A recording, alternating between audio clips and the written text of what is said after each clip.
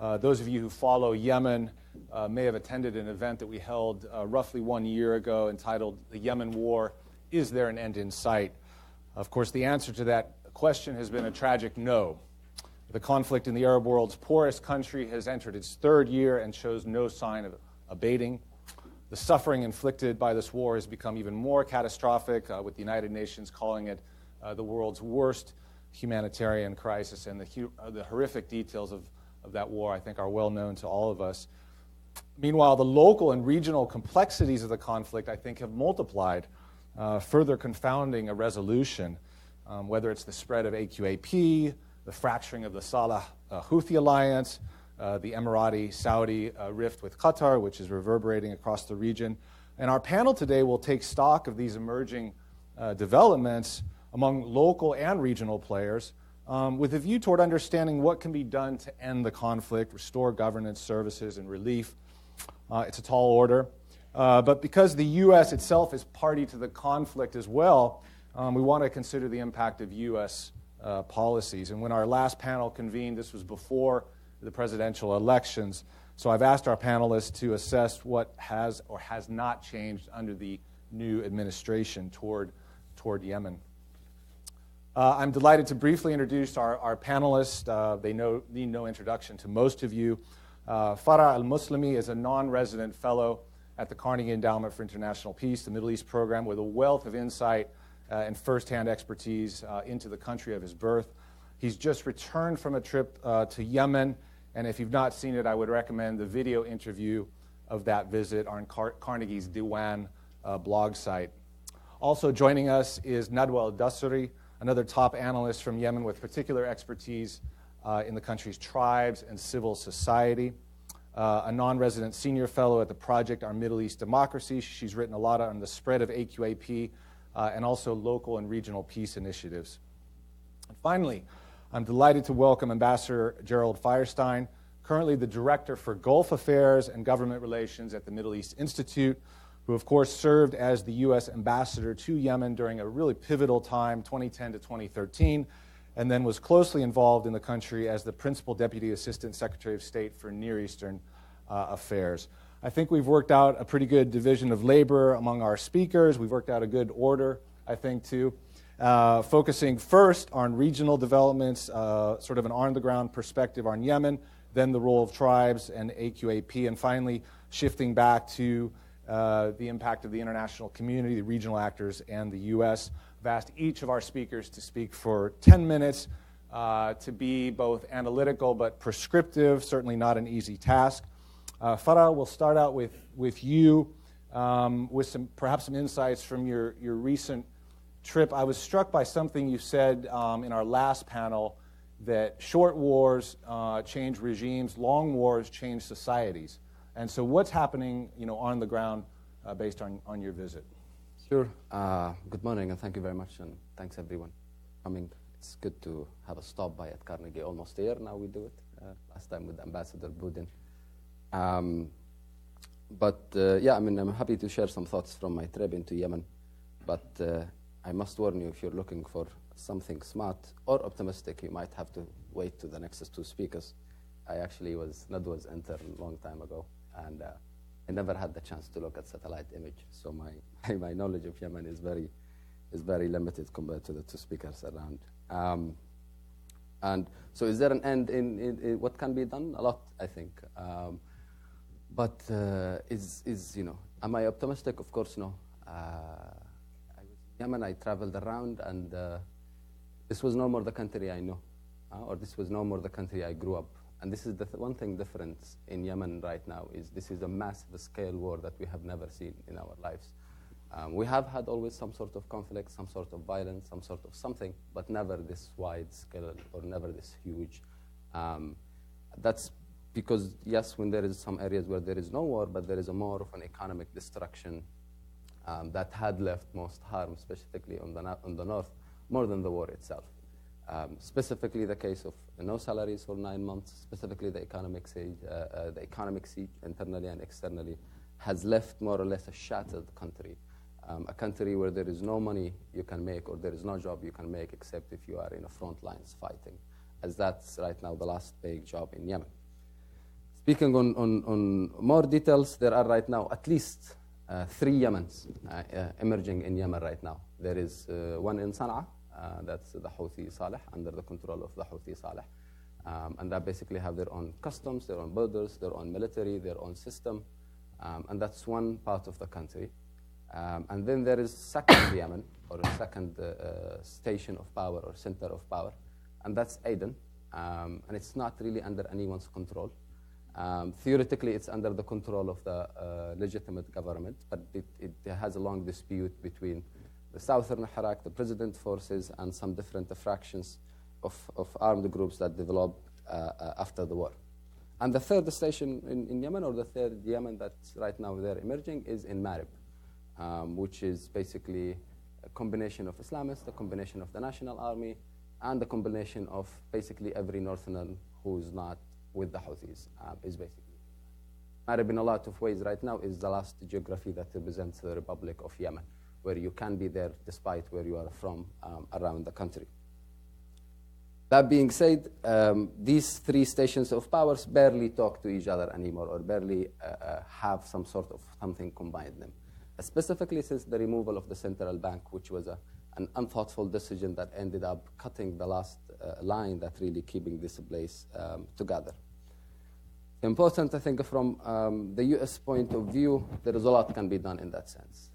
And that's basically because the U.S. is a direct active in this war, or a direct actor in this war. But beyond that, the U.S. have something that no one else can do or cannot change, and I think that's a seat at the UN Security Council that would allow it ability to do a new resolution that basically would commit to peace in Yemen. 2216 maybe made sense by that time, but it's a resolution that commits into war.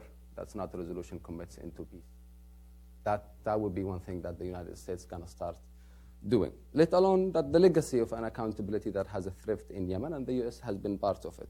We hear a lot of complaints, very legitimately, against the funeral bombings, the weddings bombings in Yemen, which has been a common phenomena. But as a matter of fact, this is a legacy the Saudis are only reading from America's playbook. In the past, the United States have bombed funerals in Yemen. In the past, the United States have bombed weddings in Yemen. And the Saudis came after them. And actually, in fact, even Al-Qaeda has bombed weddings in Yemen in the past and funerals. So that legacy of unaccountability, that legacy of destruction can be stopped. And that's something I think that we can do from Washington, D.C. In the way it goes. Now, depending on which side you take in Yemen, if you are a Houthi, you will say the war started in March 25th, 2015. If you are someone with the other side, you will say the war started in September 21st. But I think if you're someone with a brain, you would have a different timeline. That will go back along to 2011, where we had something very problematic led to this war in Yemen, and that was the unconditional immunity that was brought by the international community, and that was brought by the Gulf in Yemen. This was a dangerous act because it set the ground for doing whatever you want. And it set the ground for unaccountability in a country like Yemen, where everyone has a gun, and that's a very dangerous trend to start in the country. By that time, however, the Gulf was part of the solution in Yemen. Right now, it's part of the problem. And that is a very, probably the most unfortunate thing happening right now between Yemen and the Gulf. In 2011, and probably Ambassador Feinstein can speak more about this, but the Gulf was an honorary sponsor of the GCC deal. And it was able to have that ownership because it wasn't part of the problem. Right now, it's a big part of the problem. And that's what you lose when you decide to go into a war. You decide to become part of the problem, even if you didn't have to. And that's the big thing we're really losing. And I will end with this thought. Right now, beyond the 3 centers in Yemen, beyond the regional dynamics, beyond the regional fights happening in Yemen, there is a moment of a fracture. Everything is being fractured, specifically 2 years after the war. This honeymoon is over. It's over first between the Gulf themselves, who were in Yemen for completely different reasons. We have seen this very clear so far on the Qatar crisis, with the Gulf sidelining one country. But we will see soon also between Saudi and UAE. It's a matter of time. They will also ultimately have to struggle for, and they are already, though not officially, have to struggle for some space. And we see it also within the Yemeni sides. So the honeymoon between the president and the Southern movement is over. Between the Islamists and their allies is over. And most recently, between Saleh and the Houthis is over. And that's the last dynamic happening right now in the ground. So it's a moment of a fracture, a moment of a fragmentation, and a moment where everyone is part of the problem, unfortunately, whether let it be the Gulf or let it be the United States of America. And I'll come back if you want later on to any thought. Great. So ندوى, if you could kind of take that view and drill down onto the role of tribes and AQAP. I'm going to second everything that Fara has said. I'm one of the big believers that if the GCC has not been signed in the first place, we wouldn't have ended in a war. So GCC was problematic. And I'm sorry, I'm not going to bring any less oblique picture of Yemen than you did, Fara. I'm also not very optimistic. I'm going to talk about tribes and AQAP. And it's such a complex topic.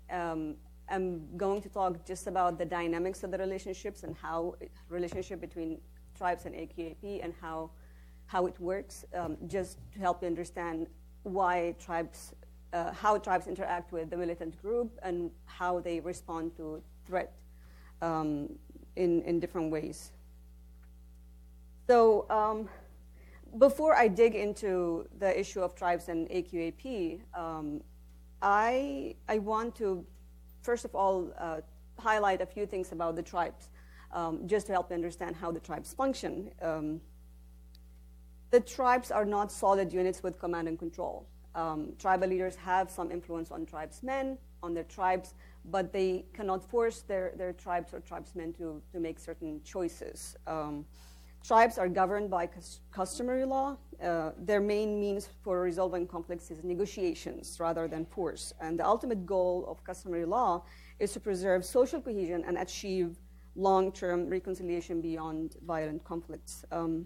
Tribes normally avoid the use of force unless they've exhausted every other mean for peacefully resolve a situation. They'll come to compromises to prevent their areas from becoming a zone for violent conflicts.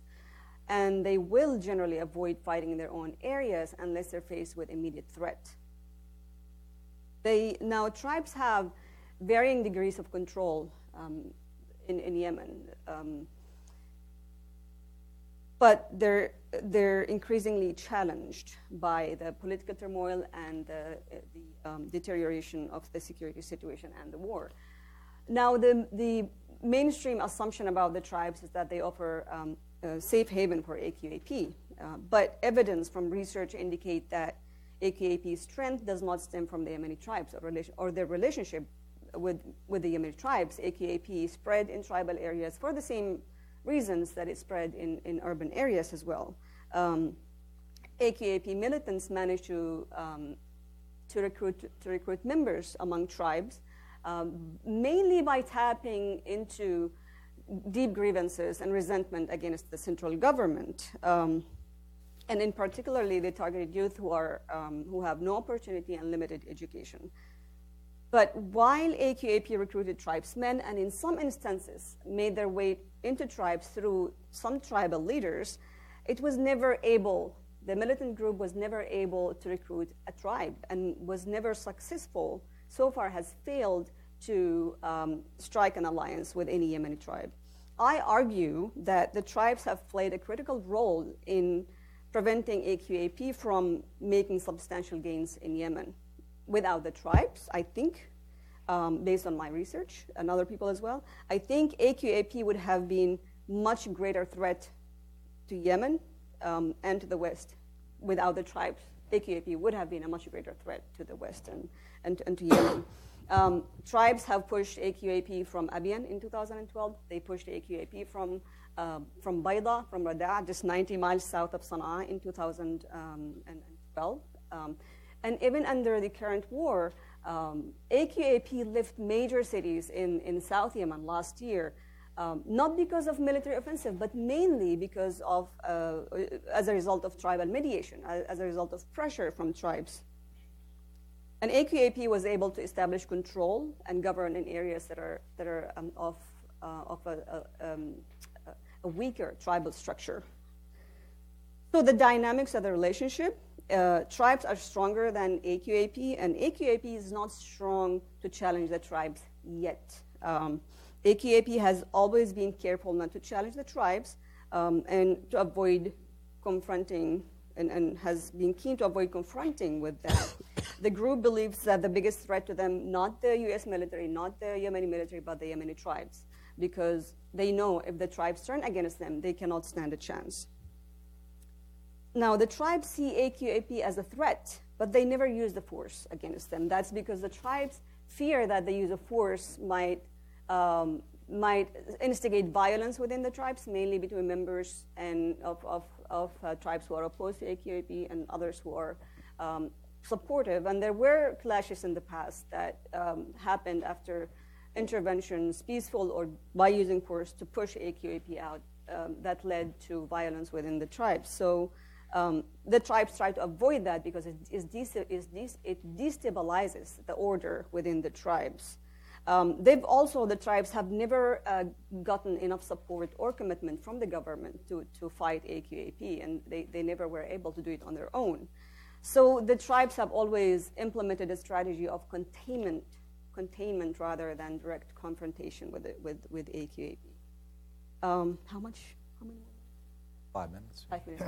Okay, I'll wrap up. Okay, so that was all before the war. It's still the case, but in this current war, the AQAP has gained a lot more presence among the tribes, particularly in areas where there is fighting between the Houthis and local tribes such as Bayda.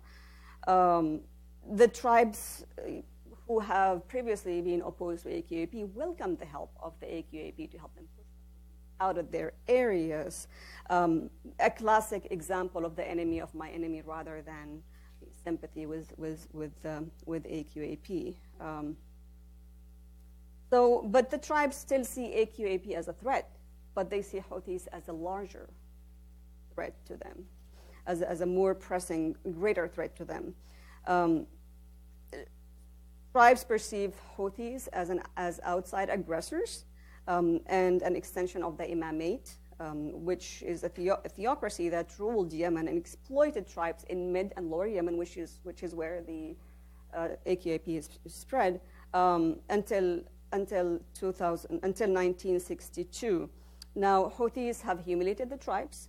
They have committed atrocities against them. They abducted, arbitrarily arrested, killed, and blew up the houses of their opponents, including tribal leaders. By contrast, AQAP never challenged the authority of the tribes and even protected them when they needed. For the tribes, AQAP is tomorrow's problem, but Houthis are today's existential threat that they need to deal with right now. So the longer the fighting between Houthis and local tribes lasts, the more influence AQAP will have. And the longer the war continues, the weaker the tribes will be. And it's only a matter of time before the last line of defense against AQAP that has been effective so far, which is the Yemeni tribes, breaks down. Thank you. Okay, Pick it up. I'll give all the answers. Okay. First of all, thanks to you, Fred, and to the Carnegie Endowment for giving us this opportunity to talk to you today. And thanks to the audience for coming. I wanted to cover 4 elements of international community engagement in the Yemen conflict. One, support for a resolution to the Yemen civil war. 2, the urgent efforts to address critical humanitarian requirements. 3rd is the role of the Saudi-led coalition in supporting an end to the conflict, but also in the post-conflict period, which I think is extremely important. And finally, to suggest an approach to addressing the resurgence of AQAP and violent extremism, as ندوى covered. I wanted to begin the discussion on the political situation with a word about the GCC initiative and the implementing mechanism. Many observers have argued, and Fariha, I think, would agree, that the GCC initiative was flawed and that a new political process should be launched that would expand participation both demographically and regionally therefore potentially bringing about an outcome that's more reflective of broader Yemeni preferences.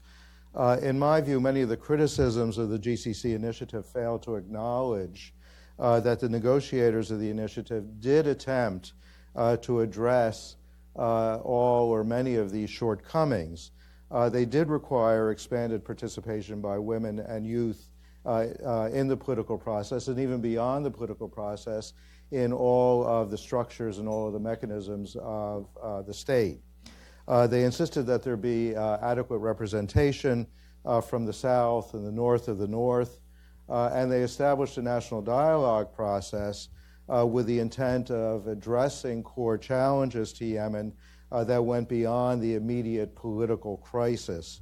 I wouldn't argue, I wouldn't suggest that the GCC initiative was flawless, but I would say that based on my own experience as one of the people working on that process, that in my view it was the best solution that was attainable within the context of the Yemeni reality at the time.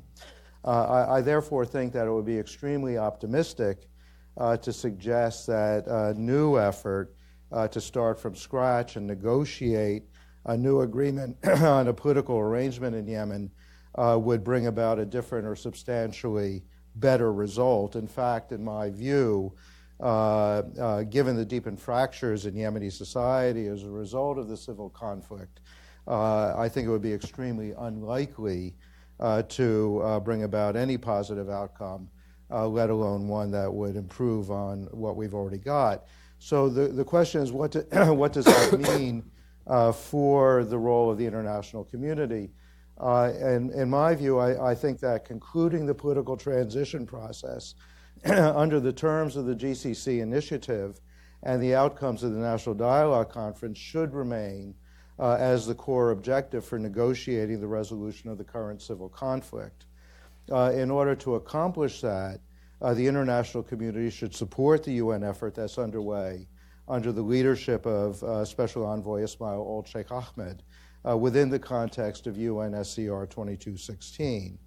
The international community should continue to insist that the legitimate government of Yemen be able to return to Sana'a and reestablish its functions, including maintaining law and order in the capital. But that also would permit negotiations on governance issues between the parties to continue once everyone is back in Sana'a.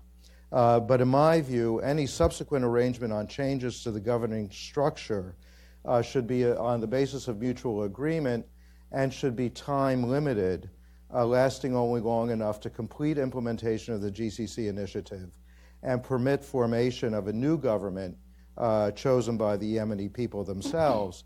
And I would point out in that regard that the last time Yemenis have actually had the opportunity to go to the polls and choose their own government was in 2007, and people will argue whether that was a legitimate process either. You could maybe go all the way back to 2003, and therefore that elections are long overdue. Secondly, addressing the humanitarian crisis should be, in my view, as much of a priority, if not even a greater priority for the international community, as is ending the conflict. There is on the table a proposal to allow mutually accepted third parties to assume control of the port of Hodeidah and the Sana'a International Airport, opening them for humanitarian supplies, ensuring that they're not used for smuggling arms and other contraband into the country, and managing onward distribution to communities regardless of their political affiliation. Urgent repairs of the port of Hodeidah to restore its full capacity, utilizing equipment which is already pre-positioned in the region by the U.S., should be a part of any agreement to reopen the port. The Hadi government and the Saudi-led coalition have accepted this proposal. The Houthis have not. My understanding is that the Houthi reluctance to accept the proposal relates to the loss of the enormous financial windfall that they gained through the control of Hodeidah port. The international community should increase pressure on the Houthis to agree to this arrangement. Hodeidah serves the 75% of the Yemeni population that lives in the north. And similarly, the continued closure of Sana'a airport has imposed extremely negative effects on thousands of Yemenis. If Iran were to want to play a positive role in addressing the needs of the Yemeni people, as opposed to sustaining the conflict, this would be a golden opportunity for it to demonstrate goodwill by using its influence with the Houthis to press them to cooperate on the proposal. In addition to reopening Hodeidah and Sana'a port, the international community should press both the government and the Houthi-Saleh alliance to restore the functioning of the central bank, and this goes back to Faria's point. A key element of the humanitarian crisis in Yemen is not related to the absence of food and other essential supplies in the country. In fact, they are available. It's the absence of the means to purchase available supplies. 25% of Yemenis depend on government payments for their income. The inability or unwillingness to continue these payments has compounded the crisis. The international community should insist that the parties cooperate in reestablishing the central bank, ensuring that it can function outside of the political conflict, and continuing to explore measures like the establishment of a trust fund that would guarantee that the central bank would have the resources that it requires in order to capitalize economic activity. The Yemeni conflict is primarily a civil war, and the decision to end the conflict is primarily in the hands of the Yemeni parties to the civil war.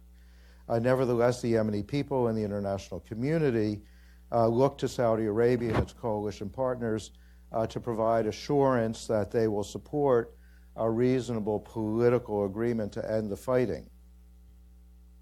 Based on my own experience discussing the conflict with senior Saudi officials, as well as the comments by Saudi Crown Prince Mohammed bin Salman that have been recently made public, I believe that Saudi Arabia would in fact welcome a conclusion to the conflict.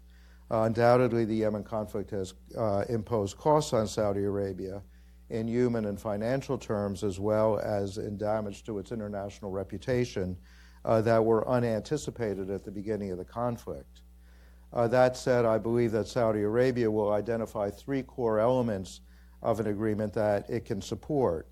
One, the presence of a government in Sana'a that will maintain friendly relations with Riyadh.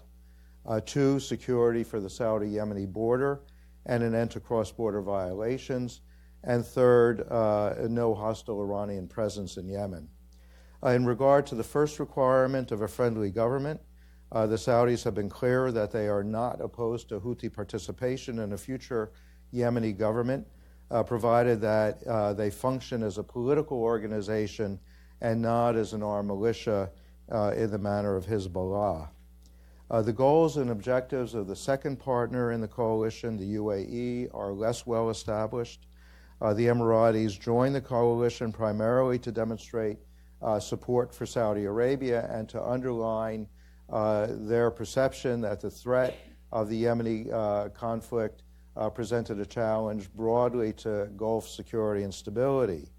The Emirati leadership has been clear, both publicly and privately, that they regret that the conflict has not been resolved yet and that they would welcome its end.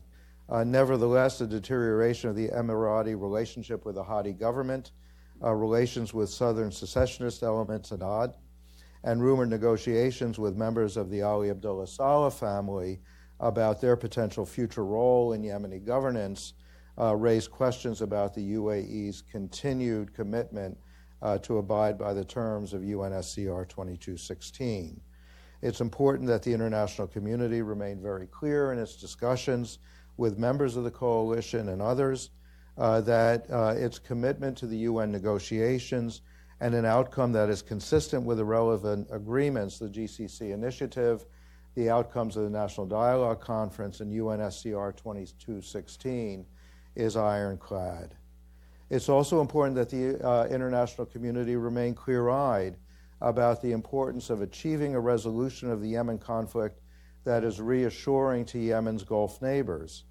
Yemen's friends anticipate that Saudi Arabia and its Gulf partners will take the lead in guiding and financing essential reconstruction and development efforts in Yemen in the post-conflict period.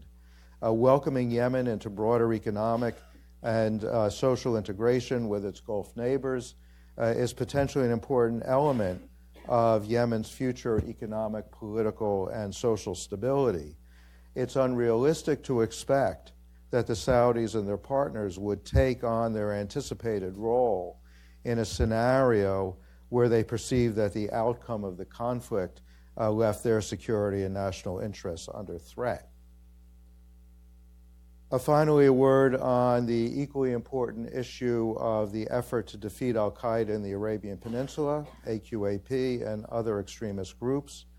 In a welcome development, the UAE in particular has committed to confront terrorist groups, successfully pushing AQAP out of Makalla and now expanding the fight to Shabwa.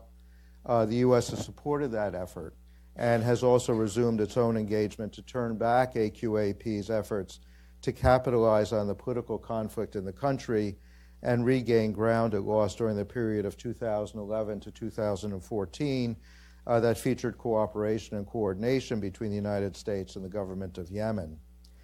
But in pursuing the fight against AQAP, it's absolutely essential that care be taken to distinguish between those elements truly committed to AQAP's ideological embrace of global jihad and those Yemenis who might have turned to AQ not out of any ideological commitment, but because they believed they were engaged in an existential fight with domestic opponents and saw AQAP as a source of needed arms and finance. I agree entirely with ندوى on this point.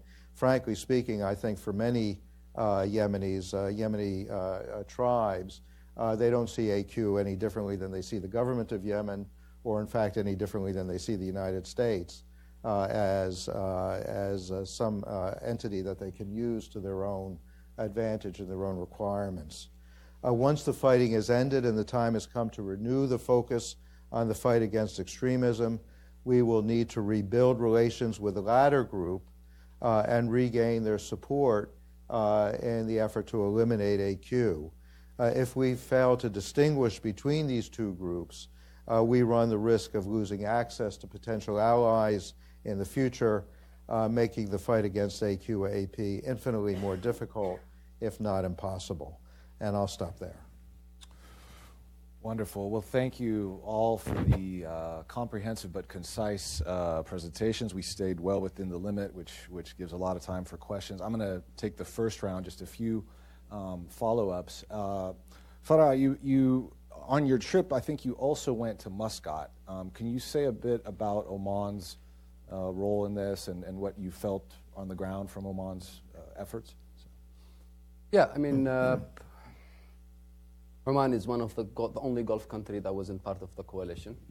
It has tried to disattach itself from the military operations in Yemen, and it does have because of that, it does have quite a leverage over the Houthis. That, to my understanding, is even higher than actually the leverage of the Iranians, and actually is higher than the leverage of any other actor among the Houthis, because they, one, again, have not been bombing them, but two, have played this side track of brokers between them and the rest of the Gulf countries, sometimes even organize the secret negotiations, sometimes organize the meeting between the Americans and the Houthis. The Omanis enjoy very much the backseat. Usually, they don't like media. They don't talk to the media. They have quiet rooms for negotiations that goes back from the Iranian deal to the current one. And they have tried to, again, keep themselves away from this larger regional fragmentation, whether on Yemen or in Syria or in different other crises over the region. It does not have a hostile relationship with the Saudis. It can have a hostile relationship with the UAE. It has a different agenda with UAE than it has with Saudi, or more different. Right now, it has also a new ally inside the Gulf, which is Kuwait. But Kuwait is assigned to solve the Qatar crisis, not the Yemeni crisis. One main thing is the Oman have not used, they have used their leverage over the Houthis to solve a problem between the Houthis and outsiders.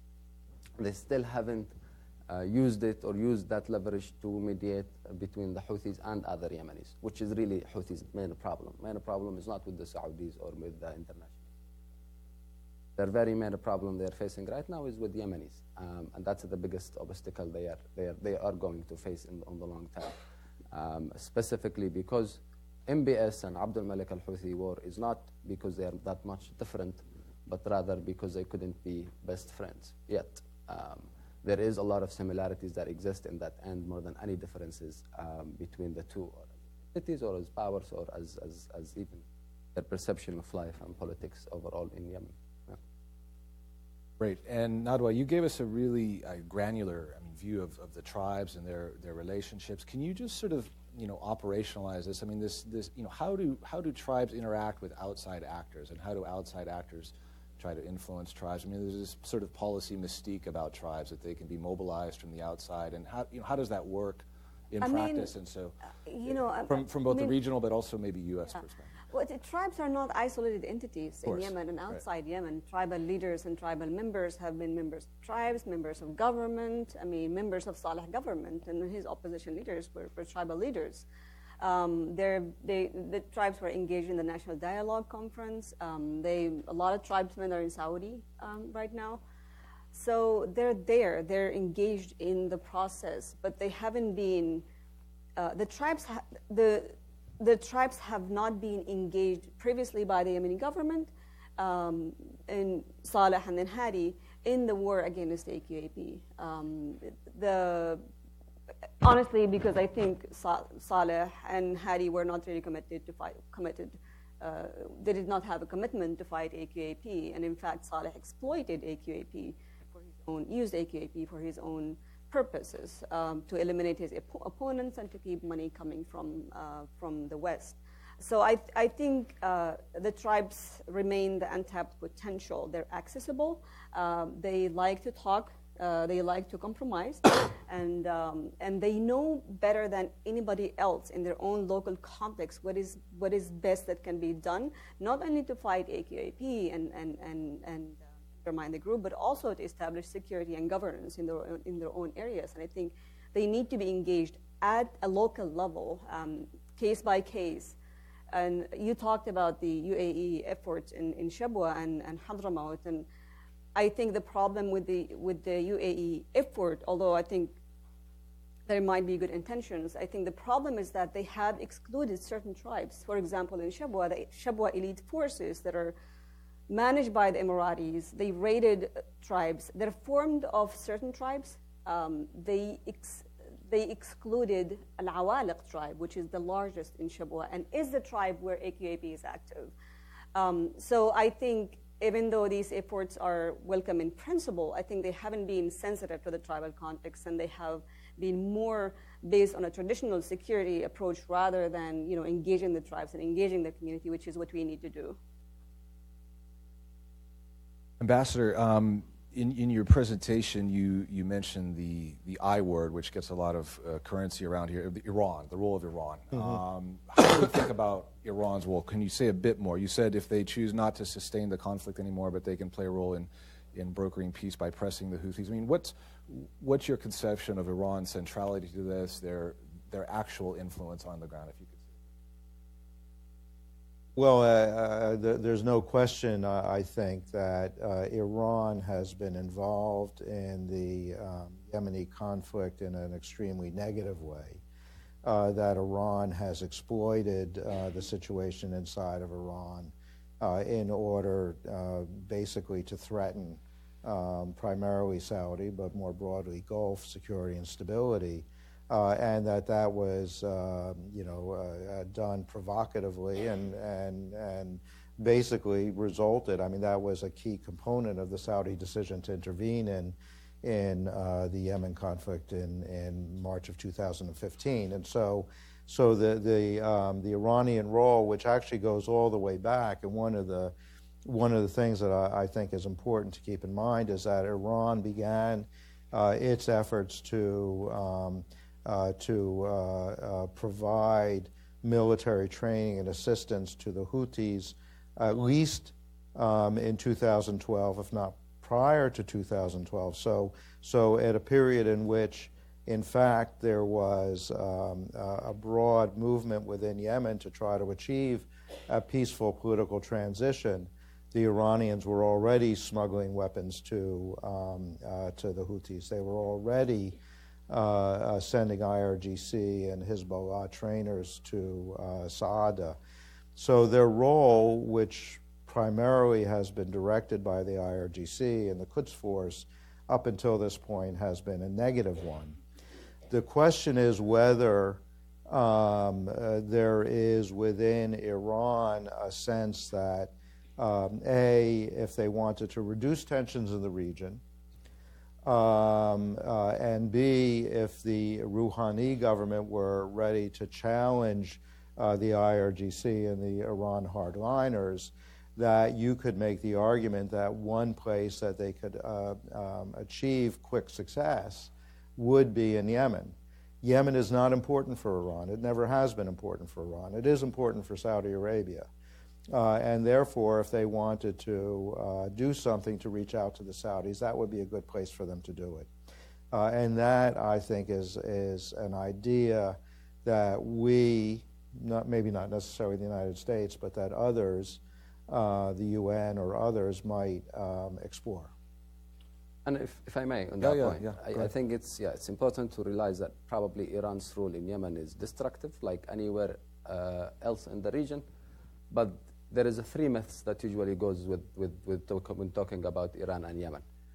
First, the Iranians, just like everyone else, they were surprised by the takeover of the Sana'a by the Houthis. It was a surprise to them. It was a surprise, and the Houthis would have taken Sana'a with Iran and without Iran help.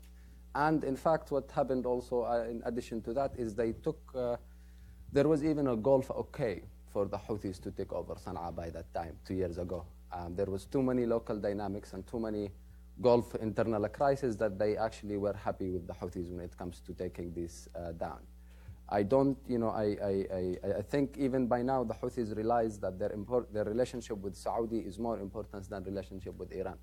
And again, they are fighting not because they are the Hezbollah in Yemen, but rather, in my opinion, because they are looking for attention from within the Saudis. Probably the Iranians gave some sort of building capacity to the Houthis, but you will never really need to teach Yemenis how to fight, let alone the Houthis, a group that has emerged on fight since 2004. And finally, I mean, the Houthis, even right now, to my knowledge, make more money on a black market and buy weapons from the government outside more than they actually get from Iran. Iran has looked at them as a very little low-cost a problem they can raise in Saudi's face more than really as a strategic ally. Interestingly, Iran has dealt with Yemen exactly the same way U.S. has dealt with Yemen. The U.S. has offshored Yemen to Saudi, and the Iranians have offshored Yemen to Hezbollah. It's almost their biggest contractor in Yemen is Hezbollah. They don't even deal with it directly, just exactly like the U.S. and Yemen and going through Saudi. I wouldn't agree with all of that, but anyway. I'm not saying Saudi is like Hezbollah, but So we are going to have lots of questions. So we'll take questions 3 at a time. Please introduce yourself, identify yourself, and please do ask a question. So we'll start with you, sir. Yep. We'll wait for the mic if you wouldn't mind. So thank you.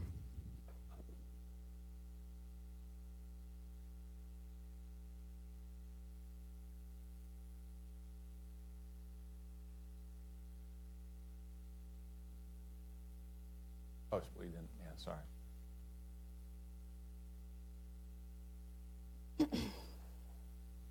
Thank you very much. My name is Mohammed Al-Hadrami. I'm the political counselor at the Yemen Embassy here in D.C.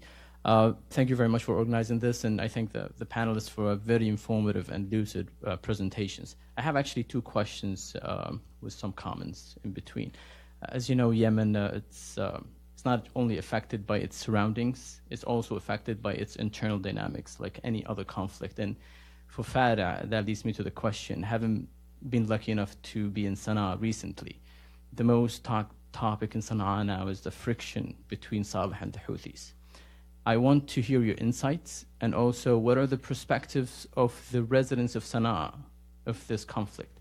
Do you think it's the beginning at the end of this fragile conflict, and how, in your opinion, it would affect the future peace talks? And for Ambassador, it's always good to see you and to hear your thoughts. You mentioned Hudaydah plan, which, as you know, it averted a military option that the government was seeking to liberate Hudaydah and to get all the profiteering from aid and all the abuses. The government agreed. The Houthis refused. You mentioned pressures in your presentation. So what kind of pressures do you think? How can the government, the international community, do to help Wild al-Sheikh persuade the Houthis to come back to the round, another round peace talks? Because without this, I don't think we could get it over. And thank you very much.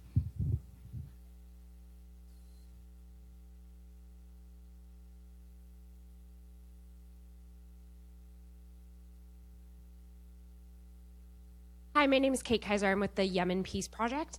My question is for Farah and ندوى. I wonder if you could speak to the issue of accountability.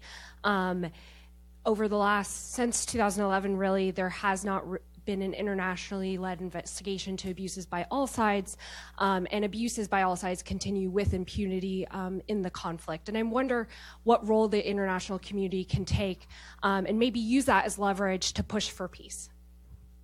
Very important question. Thank you. My name is Jonathan Apikian with Partners Global. Thank you all for your very insightful remarks. I just had a quick question in particular for the Yemeni panelists, ندوى and Farah. As we most of us know, Yemen has a very rich tradition of conflict resolution and mediation historically. And in many ways, if this war was up to Yemenis themselves to resolve, it probably would have been resolved. But it's not. There's so many outside actors. And we know, and we have seen a lot of traction at the local level, especially local tribes, making progress and traction in the peace process at the local level, whether we talk about prisoner swaps. I know last year in Taiz, there was a very large prisoner swap that was mediated by local tribes, whereas Ben Omar took months and months and only released 4 prisoners. So my question is, what can the international community do to harness the power of local mediation that exists in Yemen, to harness the historical traditions, whether it's customary law or otherwise, that exist in Yemen of conflict resolution? Because I think that's very much lacking. And if there was an opportunity to grasp and build on that, we would make much more progress in the peace process. Thank you. Why don't we start with that last question, maybe, on the local resolution, maybe if you guys want to take that. Yeah. So I mean, you're right that the tribes, even under the current war, even in areas where they're fighting, they still continue to carry conflict resolution.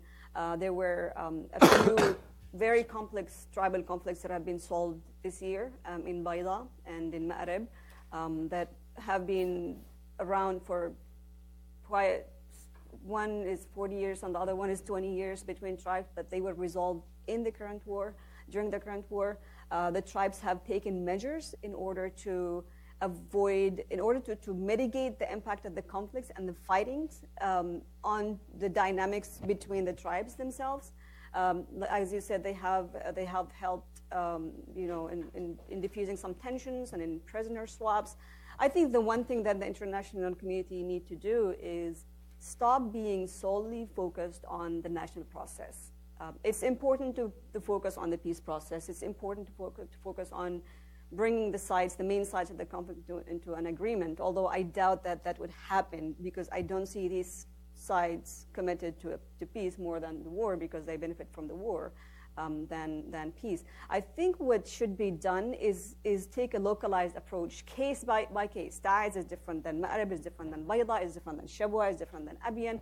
So from a peace perspective and from a security perspective, we need to take these case by case. We need to engage the tribes. I talked about undermining AQAP, but I think tribes need to be also engaged in terms of local reconciliation because this war, as Farah mentioned, it affected the communities, it affected the society, it created conflicts at a very, very local level, which hasn't happened before in Yemen. And so the tribal mechanisms, the tribes can help mitigate tensions at that level so that we prevent total collapse of the society. And it's true that Yemen has not collapsed so far because it has had a strong society, but that's changing, and I think the tribes can mitigate that change and kind of slow down, and in some cases reverse that kind of deterioration in the society. Question to both of you on accountability. Yeah, I mean, and if I take a few minutes.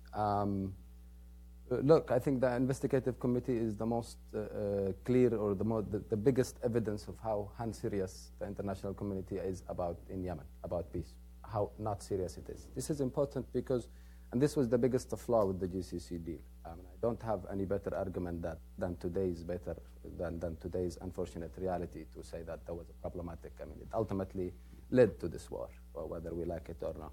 And I think that happened because of the absence of accountability. When you have someone like Saleh and you give him accountability, you give him immunity, and you make it very unconditional. You have someone who was the head of a mafia and the head of a state, and suddenly he's just the head of the mafia. And since 2011, they have been blocking all investigative committees, internationally speaking. And that has been the best thing, not just to the Saudis, but even to the Houthis. Look to the siege on Taiz. They can do it, they can continue, because they're very sure that the government in Riyadh will actually block creating investigative committee and the international community behind it. So that has been probably the most dangerous thing in Yemen and the region overall. No accountability since this war started, or since 2011. And when you produce and when you introduce that legacy, you should not be surprised with violence that comes after it. And it's something that one thing the US can start doing right now is basically stop blocking the creation of an international investigative committee in Geneva. It's extremely important, and I think it can play a big role. On the Houthi-Saleh relationship, just like on every side, honeymoon is over. They basically had to be, found themselves in the same side, and then second day they found that they have to answer bigger questions. They have to share things. They have to partner on a few things, and that's what sparked violence between them, or a fight between them. This is specifically true right now in Sana'a. The Houthis have the money and they have security. Saleh has the politics and some of the weapons. This is the division of right now of resources between them in the ground in Sana'a. And specifically on local mediation and on tribes, yes, it can work. It can do something. But the problem right now is this is not anymore a war in the hand of Yemenis. It is about Yemen. It is in Yemen, but it is not in the hand of Yemenis. We can end the local thing. We can hold the local facilitation, a tribal here and tribal there, but there has to be a larger regional and international agreement to end the war in Yemen. And it's possible. Contrary to Libya, contrary to Syria, this is a solvable crisis. This is a fight that everyone can end specifically. But that decision has to happen. And there is so much limit to what you can do with local mediation if you basically end the crisis here and then everyone from outside, from both sides, keep arming weapons and money. There is a limit to what you can do with that. You can do a damage control. You can maintain the social cohesion to a certain point, but you cannot really achieve much. There has to be a decision that there needs to be peace in Yemen. That decision is not taken right now. The UN can know it, but the UN is no more capable of solving this crisis. The UN needs absolute rebranding, either from its envoy or from its process or from the way it has done things in Yemen since 2011. It was not as sensitive to a locally driven, contextualized process. National Dialogue Conference was the most expensive and biggest networking event in the history of Yemen. Did it do much beyond that? No. It brought some youth, brought some women, yes. They participated in the process, but they participated in a faulty process. There was an empowerment of youth, yes, but they were empowerment of youth to corruption, empowerment of youth to do what the elderly are doing. Same applies with women. That whole process needs to be rebranded, needs to be rethought from a local and international perspective. Asked the question on Hudaydah, I think, on the press. Yeah, but before I do that, I have to respond. And fundamentally, as somebody who was very much involved in the whole effort to work out the GCC initiative, I think the thing that people need to keep in mind is that the Yemeni society was divided in 2011. This was not a situation where people could dictate to Ali Abdullah Saleh what the terms of the agreement were going to be. The fact of the matter is that, like it or not, there would not have been a GCC initiative without the agreement to provide Ali Abdullah Saleh immunity. Now, you can say that that was, an unfortunate occurrence. I wouldn't necessarily disagree with you. I think that it would have been a good thing. I think it would have been a good thing if we had been able to demand that Ali Abdullah Saleh leave Yemen and give up politics. But that simply wasn't in the cards. It was not realistic in 2011 to demand that. And so the issue that we, who were trying to promote and to arrive at an agreement on a peaceful transition, were left with is that we could make accommodations and make compromises, as unhappy and as unwelcome as they may have been, or we could have had Syria in 2011. And if you want to argue that Syria has a happier outcome than Yemen does, we can have that conversation. But I think that that was the reality, and I think that you have to accept and understand that that was the reality that we, who were trying to work on these issues, were confronted with. In terms of Iran, what I would say is that Ismail has gone to Tehran and tried to speak to them, to talk to Zarif and to see whether there is scope within the Iranian context to be more helpful, more constructive in trying to approach this. I mean, part of the problem that we have right now is that the international community, all of the weight, all of the influence that the international community has is fundamentally on one side of the equation, which is the government, the coalition, and therefore all of the emphasis, all of the focus is on the roles of the government and the coalition in all of this. There is no countervailing pressure on the Houthis or Ali Abdullah Saleh to be responsive. And so, you ask whether Ismail can get people to come back to the negotiating table. That's a good question. And I think it would be extremely helpful if we could engage the Iranians in some way, not necessarily to demand or to force a Houthi outcome or Houthi cooperation, but at least to put their finger on the scales, to tip it that way, and to make clear to the Houthis that they would welcome an outcome. I agree with Faria that the Houthis are not a wholly owned subsidiary of the government of Iran or the IRGC or even Hezbollah, but I don't agree that the Iranians don't have at least the capacity to have substantial influence on the way the Houthis think. I also agree with the fact, and I've always agreed and always had the conversations with our friends in Saudi Arabia, that ultimately the Houthis are not stupid. They understand that they are always going to share a border with Saudi Arabia. They're never going to share a border with Iran. That eventually their interest lies in having a relationship with Saudi Arabia. And the fact of the matter is that if you go back 18 months and look at the spring of 2016, that's exactly what was happening. Well, the last time that I was in Riyadh was in April of that year. And in fact, at that time, there was a dialogue going on between the Houthis and the Saudis. There was optimism. There was, in effect, a de facto, if not de jure, ceasefire on the border. The Saudis were sending significant humanitarian assistance to Saada. There was a prisoner exchange between the Saudis and the Houthis. And so things were moving in a very positive direction, and I can say that the Saudi leadership was quite optimistic that, in fact, they had cracked the code on the Houthis. And so the question is, what happened between the spring of 2016 and now, and why did the Houthis pull away from that and resume the conflict with Saudi Arabia in the effort to threaten Saudi? So I think that certainly Iranian and Hezbollah influence played a role. And the other thing that I would say about the Houthis, my own sense, is that people kind of think about the Houthis in a monolithic sense. They think that all of the Houthis follow the leadership of Abdul Malik al-Houthi. I think that they follow the leadership of Abdul Malik al-Houthi in the same way that the Iranians were all followers of the Ayatollah Khomeini when he was still alive, which is that you have many different approaches. Everybody says, yes, we're a follower of the Ayatollah, but they all follow him in their own ways. And I think that within the Houthi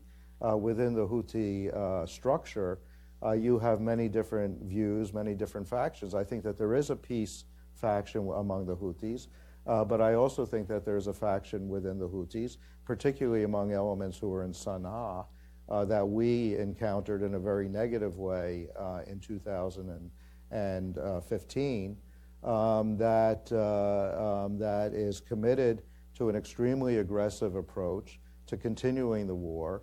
And I think that those are the elements that are closest to the Iranians, closest to Hezbollah. I mean, I agree and disagree. I think it's the thing with the Houthis is they are you're right, they're very different group, and there is no one pack you can put them in it. But I think the problem is not with the Houthis of Sa'da, but rather with the Houthis of Sana'a. Yeah? And the one who will block peace is actually the Houthis who from Sana'a, who live off devilizing Sa'da to the world and devilizing the world to Sa'da. Think of them as a weapon company in DC. They benefit off a lot of disputes, a lot of problems. And this is a very problematic group within the Houthis, who wants basically, just like the war economy, except in a different way. There is so many people who are benefiting all the way from Riyadh to Sa'da and don't want to end this war, even when it is possible. And I think that's what really stood in front of many possible peace deals, is that war has established itself as an economy for everyone inside every group, that it is now too expensive to too many people to end this war. Right. I agree with that completely.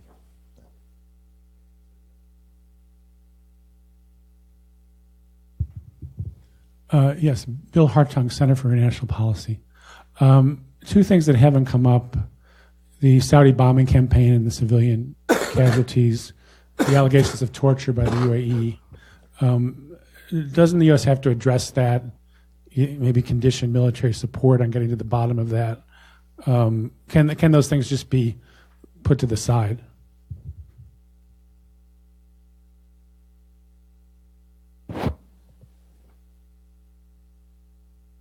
Hi, Laura Kasanoff. I'm a journalist who worked in Yemen. I have a question for Ambassador Feirenstein.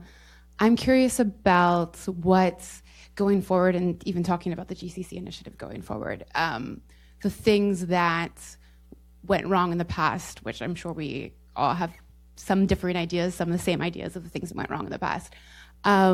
What is going to change going forward? And then particularly in regards to Saleh, because that obviously was a big issue in the past, whether it be immunity and whether or not he would have agreed to step down, obviously, without the immunity, but what's going to be done with him in the future and his family, particularly him. And then also what's going to be done about Hadi's lack of legitimacy, I guess, and lack of popularity, particularly in Sana'a. And then I have a question for ندوى about tribalism. And tribalism has sort of broken down in Yemen, or at least that's how it used to be seen throughout the years, more and more as people were moving to the cities. And I'm curious if you think that this current conflict has changed that, or that it has continued to break down, or that if it has sort of strengthened the role of the tribe. I'm curious. And then I have a final question for Fara, since he was recently in Yemen, and particularly in AQAP areas, about, occasionally in the media we see news about ISIS rising in Yemen, or the ISIS fighting with AQAP in Yemen or something like that. And so I'm curious about your take on whether or not there's ISIS in Yemen.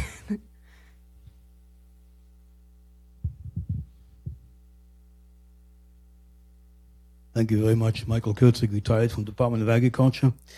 And I will admit at the outset, I'm quite ignorant about the subject of Yemen, and that's why I'm here to learn. And your comments yesterday were excellent, and the whole conference was excellent.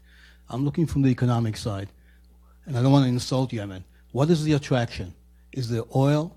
Are there minerals there? Is there liquid natural gas? Is it sitting on an aqueduct of water the size of the Mediterranean or something?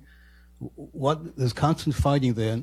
And just to go back, it seems to me I remember 1975, 80, Egypt was in there, and there's always somebody in there from outside. What do they want? Is it strictly a strategic battle between... I'll leave it at that. Thank you.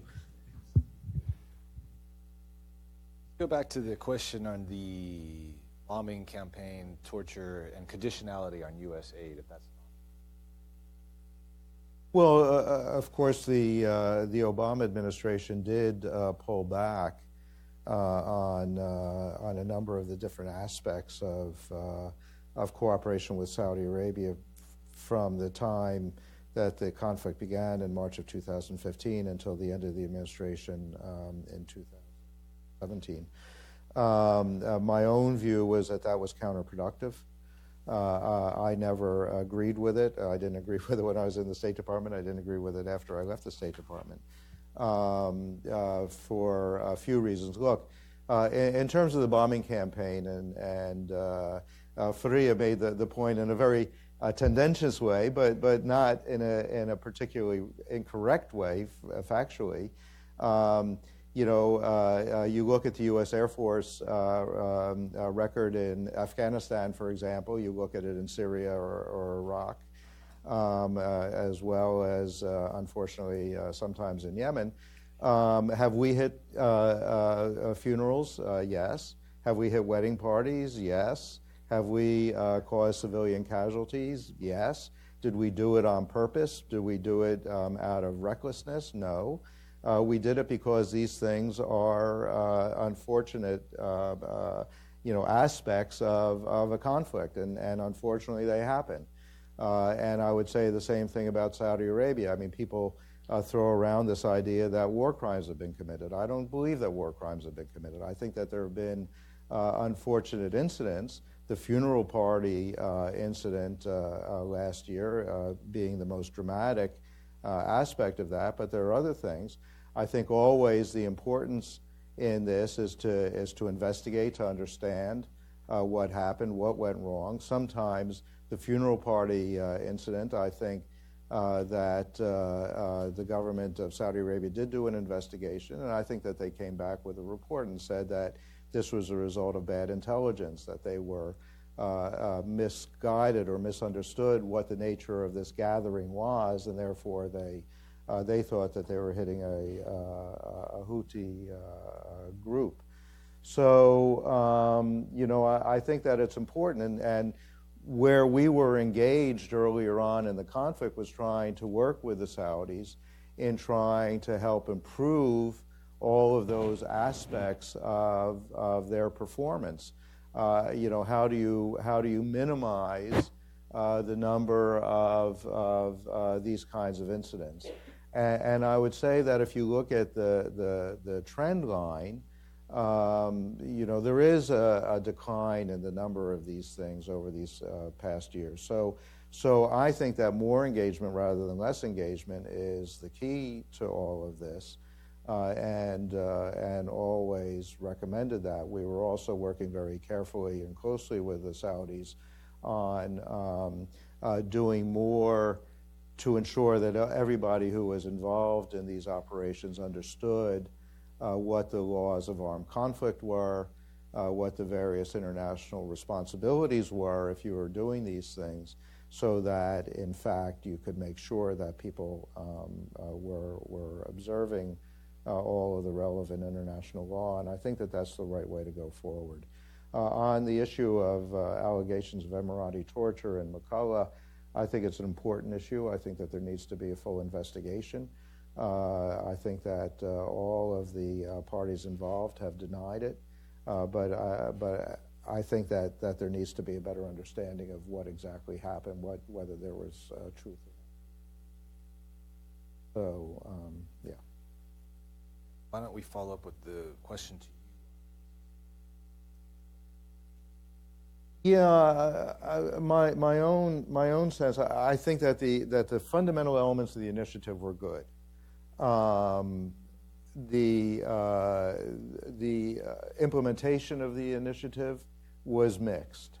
We, after the agreement was completed, the international community, the 10 embassies that were directly involved in this, kind of divided up responsibilities of tracking the implementation of various components.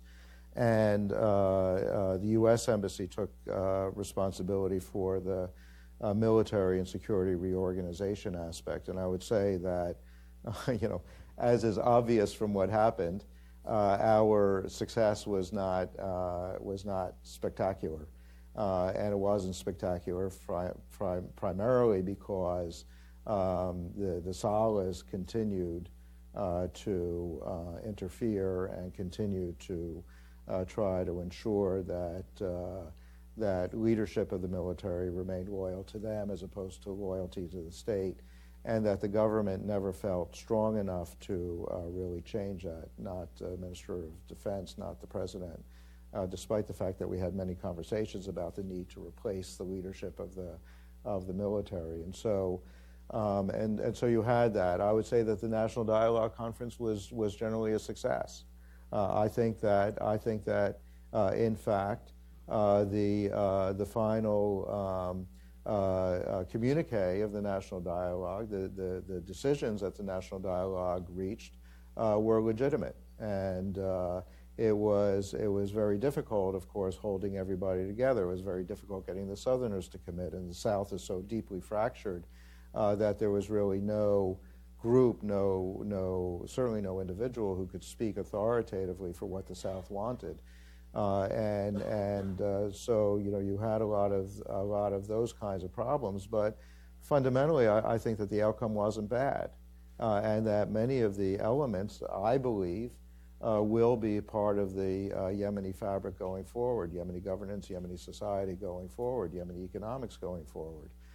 And then you had the Constitutional Conference in Abu Dhabi over the summer of 2014, and again, my understanding is that the outcome was very good, and everybody signed on to it. So I would say that the performance of the elements of the GCC initiative itself was pretty positive.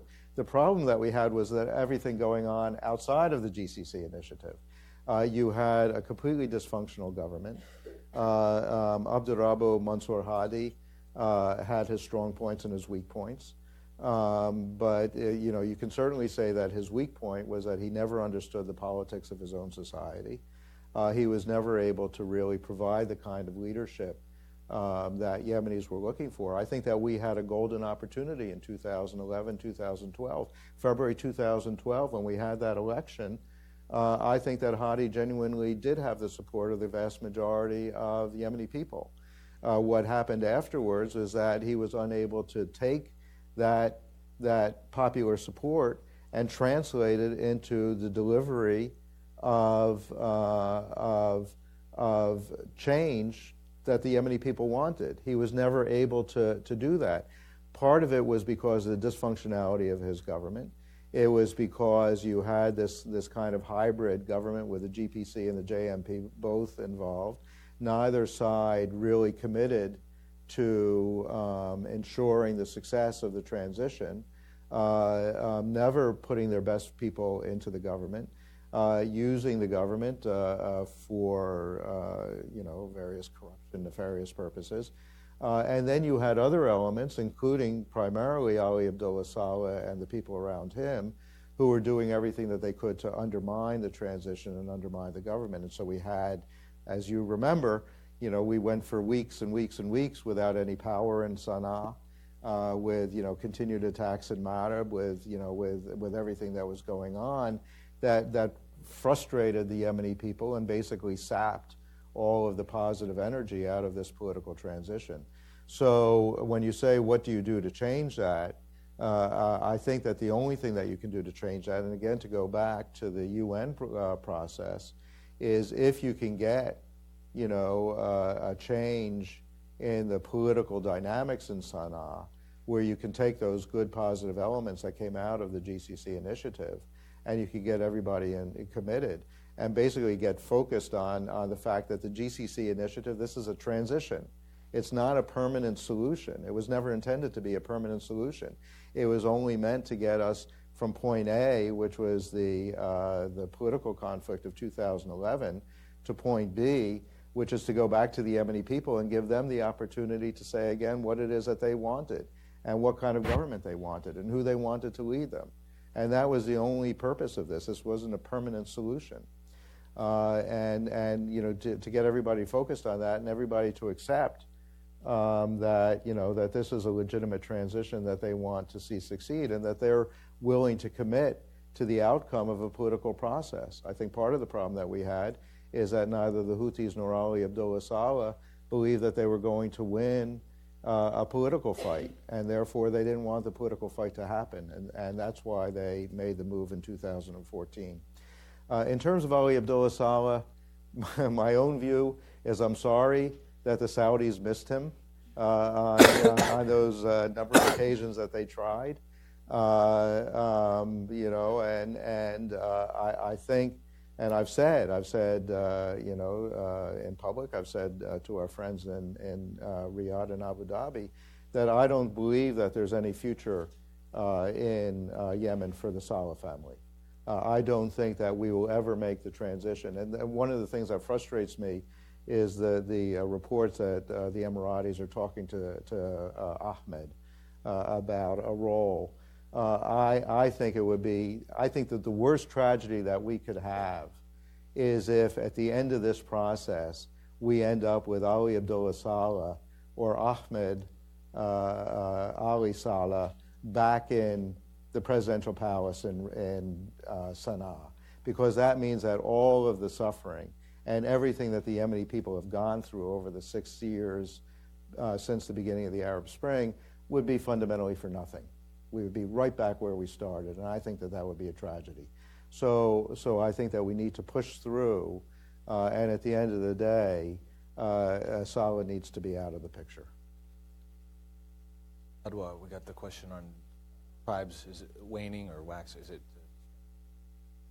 I mean, obviously, during the war, the tribes have stepped in and they continue to resolve conflicts. They continue to, of course, to varying degrees, they continue to maintain security in their areas on the highways that pass through their territory. But that has also been changing. They've increasingly challenged, and I wouldn't say the tribal structure is breaking down. I mean, obviously, Yemeni tribes have been challenged by the war, and the system has been, kind of eroding. But it's not to the extent that we see in Afghanistan, for example, where 40 years of war have literally, undermine the tribes. So they're still there, they're still functional, they still have a lot to offer in terms of not just security, but governance and peace and reconciliation at the local level, feeding into a national level if possible. But the continuation of the war is destabilizing the tribes. So just, to follow up on that, on first the comment of the president. That's one of the big issue since 2011. We had and have a freelance president, someone who doesn't want to do his full-time job. You get Hadi, he's more or less a freelance. He likes to work sometimes 1 day a week, 1 week a year. He doesn't want to take it as a full-time job. And that's one of the biggest issues. You have an electronic government in Riyadh and the freelance president who isn't really happy with the job he is in, despite how it became tempting. And that's one of the biggest challenges of 2216. If you tomorrow end up with a peace deal that they go back to Sana'a, I bet you most of those in Riyadh don't want to go back. It's too comfortable and it's too nice, and they don't have that much intention. That's a problem, because we do have a legitimate side in Yemen and illegitimate side. That's basics. There is a side who did the coup, Saleh and Houthi, and they are illegitimate. And there is a side who more or less, to a certain degree, was at least illegitimate. Now they are both terrible sides. That's the problem. They are both bad sides. They have both saved no chance on harming Yemen and Yemenis in various ways and in various different. That's an issue that has reflected on everything, whether in the war, whether in the negotiation, whether on the black market, or whether the overall presence of the country and the overall consequences of the war. In matter of ISIS and Qaeda, I went to Bayda, the same village where Trump did his first raid, actually. Contrary to Qaeda, ISIS is still a pilot program in Yemen. It's still in the pilot stage. It's still trying to test out how it is going to work. It will face a tremendous challenge compared to Al-Qaeda. ISIS first is too violent, and then they face the same problem diplomats usually face in Yemen. They don't speak the local language. They have a very short-sighted time limit that they want to get things done, while things in Yemen take a long time. And this is, think of Al-Qaeda like sheikhs. They're very close to the society. They spend long time. And think of ISIS like a foreigner, someone who's in a hurry, someone who doesn't speak, someone well embraced in the society. That being said, I don't think in the long term there will be a problem as much as Qaeda. Qaeda, in my opinion, remains on Yemen, remains more of a threat and more of a strategic threat than ISIS. On the long term, dangerously because of what ندوى is talking about. They can talk to the tribe and that they can embrace it or the tribe can embrace them or vice versa. ISIS is too violent for Yemenis. Yemenis fight, they fight, but they're not violent. It's a very different society. If you look into the long term, the long history of violence we have been, it has been weirdly, even from a political science point of view, managed. The tribes fight for 50 years and 10 of them get killed. That there is a way, there is an experience with conflict and comes into this country. And that's why I think it doesn't have much chance compared to. Now, why is it always open? It's a serious problem. We ask the same question, but this goes back to 3,000 years. We talked, according to the Bible, we talked to Solomon. We actually brought the Persians at one point. We actually joined Islam by a letter. It's a society and it's a country that's open. Pragmatic, yeah. Pragmatic and adaptive and responsive to the world. We have been Marxists, we have been monarchists, we have been Republicans, and we have joined the Islam. We worship the sun, we were Christians, we were Jews. It's an unbelievably dynamic country, and it's open for ideologies, it's open for F-16, it's open for drones, Yeah. It's open for all of that. That's a plus and a problem, but that's Yemen, a very dynamic country that goes and responds, and it takes a lot of, it can exhaust you. Nasser was there, everyone was there. I don't know much about economy, to be honest, but it is not that promising, for example, from an economic point of view compared to a country like the Gulf or countries in the Gulf or other places. It's not that much of a place. I would add something on the economy. Can I just say one thing with regard to Hadi versus Saleh? A friend of mine said this is the problem in Yemen's conflict, the key problem in Yemen's conflict since 2011. We have Saleh who is not convinced that he is no longer a president, and Hadi who is not convinced that he is a president. So. That's the truth. That's the truth. If I can just say a word on the economy, it's certainly true that on the natural resources side, Yemen isn't especially rich. Although when I was there, we were certainly proposing that the U.S. Geological Survey should come out and do. They had done a study many years ago, but it was at a time when the technology wasn't nearly as advanced as it is now, and that we always thought that it would be worthwhile to come out and do another look at what mineral resources might be available. You have the Port of Aden, which potentially is an extremely important economic asset. You have geographical location. But what I would say is, the idea that we were trying to push when I was there was you have. I agree completely with Faria's analysis of the Yemeni people. You've got the people.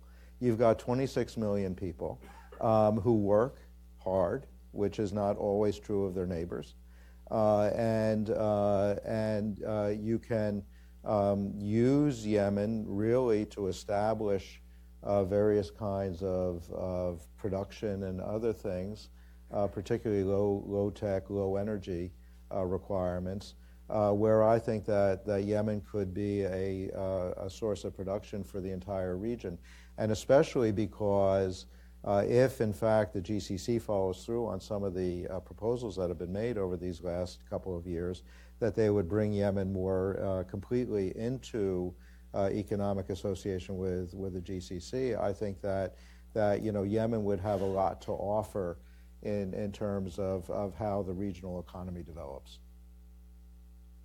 Got time for one more question, I think. So.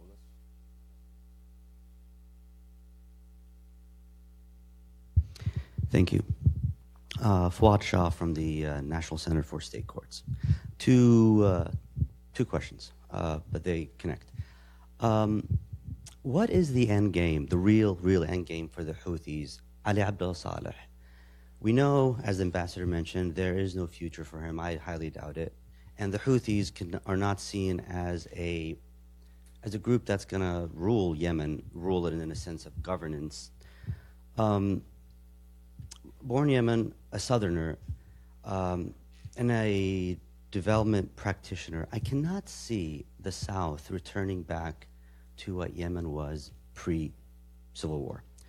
I was there during the Civil War that people forgot about, mid-1990s. This was a couple years after the unification. There is deep-seated grievances in the South. The idea of power sharing came and went. They felt that they were tricked for, simply put. The idea of a united Yemen is very hard to really fathom with the conflict time and time again. The Southerners see as, we don't want this anymore. So my question is, one, what is the end game of the Houthis? Do they want an autonomous region up north, and they're happy with that? Do they want to be a 50-50 power brokers of the north? Ali Abdel Saleh, what is he still trying to get from all of this, his family?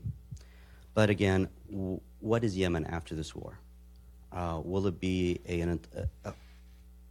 like Iraq, you have the Kurds, you have the Shia Sunni, or will it just be back to something we don't even know? Or they don't, the Yemenis don't know. So my question is, the northern part and the southerners, and what is their future, let alone the future of Yemen as a united government? Thank you.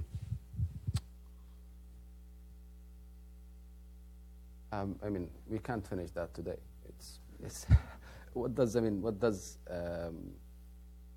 One thing with Saleh specifically, he thought in 2011 he can pull out the Putin-Medvedev thing. He can bring someone for 2 years and then come back from the window. And that's one reason why and he had a deal with Hadi about that, by the way. And that's why he was later frustrated, is he thought he can play this and for a lack, absence of a better term, he thought that the revolution was a fake news, something everyone is plotting against him, and he will just deal with it like he deals with the crisis and comes back. So that's why he became very destructive after that. He wants 3 things today. That's his end game, I think, in Yemen, my understanding. He wants immunity to continue, which is a bit tricky. He wants his money from sanctions. This is more important to him than Saleh. He wants the sanctions to be removed, especially his financial one. And that's a pretty tricky another condition. You probably can play with it via the Iran model, which is you behave, we remove some things in 2 years, blah, blah. You make sure that this is not a new license for him again to do whatever he wants. And he wants his son a president of the party. That's his third thing. And he will have to step for that. He's the one blocking his son from that thing. But these are, I think, his end game, ultimately. The Houthis are still trying to figure it. They, at one point, thought that they can run Yemen. They were surprised. They were surprised themselves. They took the capital, and they're like, oh, so we can go to Aden. Oh, so we can go into, okay. So there was something for them, actually. And after that, they have been just in a mood of fighting. I don't think they have had the chance to reflect, because as soon as they started thinking, they fought with Saleh. Oh, we actually have a problem here. Someone is sharing with us.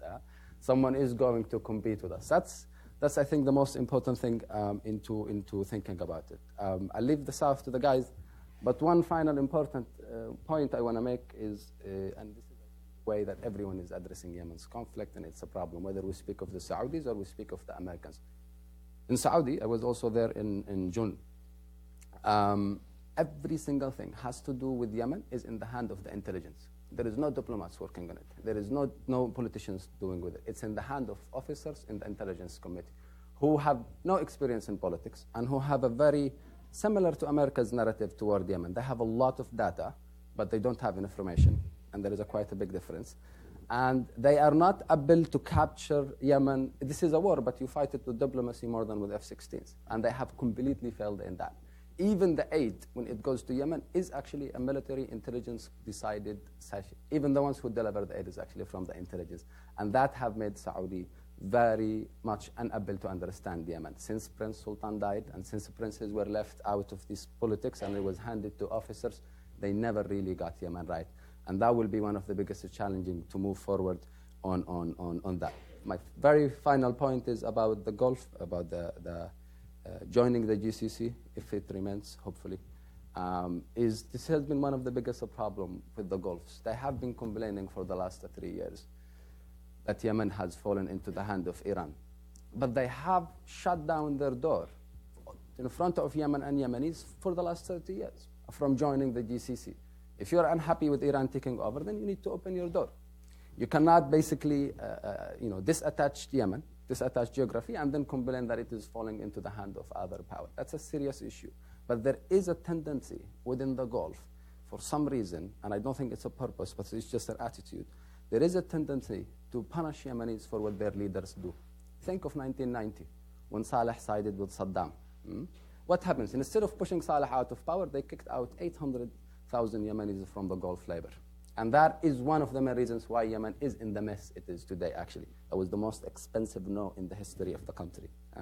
The vote he did inside the UN Security Council. But again, the way to approach it was the same way that they have done with this war, is deal with it the wrong way and actually not deal with the problem as it emerged in the past. So with regard to unification, I share what Farah said. Farah talked about 3 different Yemens that he saw when he Yemen, and I think there is even more than that. I was in Aden last October, and I saw a de facto secession. The South is already seceded in effect. Having said that, there is a lot of disparities in the South, and right now there is power struggle between the Emiratis and Hadi. And Hadi, even though he's not very popular, he still has a lot of supporters in Abiyan and in the South. And I think there could potentially be, in the future, potential power struggle between the Emiratis and the Saudis in the South as well. And that's true to other areas like Taiz and maybe other areas as well. So Yemen unity, I think, sadly, I think it's highly unlikely that we will see one Yemen the way it used to be.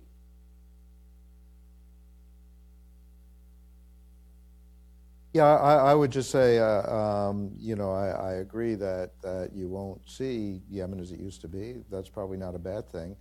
The National Dialogue Conference did come out with a recommendation on decentralization and trying to push decision-making down to a more local level. They did embrace the idea of federalism. I think that it was mismanaged. Yes, absolutely. It was mismanaged, but I think that the idea that Yemen should be a federal state is actually probably the right answer for the country. Yeah. I believe that unity for Yemen is absolutely an essential element, not only for Yemen, but for the region and the world, because I think that the reality is that a divided Yemen means that you'll have failed states. Yes. And no reason to think that Yemen, if it were divided, would only divide into 2 pieces. I think it would divide at least into 3 and maybe even more than 3 pieces, and all of which would be susceptible to violent extremism, all of which would lack economic capacity to support their people, and it would just become an enduring problem in the region. So I think that we, should continue to push for a unified Yemen, but with changes in the structure that address the legitimate concerns of the people in the South as well as elsewhere. And that's one main difference between UAE and Saudi. Saudi realizes that, or have the belief that Yemen must be one, remain one. And because it has a different narrative toward Yemen, because it shares the borders. It doesn't want to deal with more than one headache. It just wants one more is more than enough already. That's different from UAE, where it doesn't have a border, and it's quite adventurous, and it wants to do to try test out some things. Including the vision of how many Yemens there should be. I do agree that federalism or something around it has to be the idea ultimately, but it has to be thought of. The last division of labor or of region, which actually sparked this war, happened in 1 week. If you have to divide this room, it will take you more than 1 room to design it. But that wasn't probably the most thoughtful thing into it. But it will have to be within that element. I agree ultimately. Okay, on that note, we've gone over our time limit. I want to thank all of you for a very rich set of presentations. Thank you very much. Thank you very much. Thank you all for attending. أهلا. أهلا فيك. كلمني عنك تم أعتقد صديقي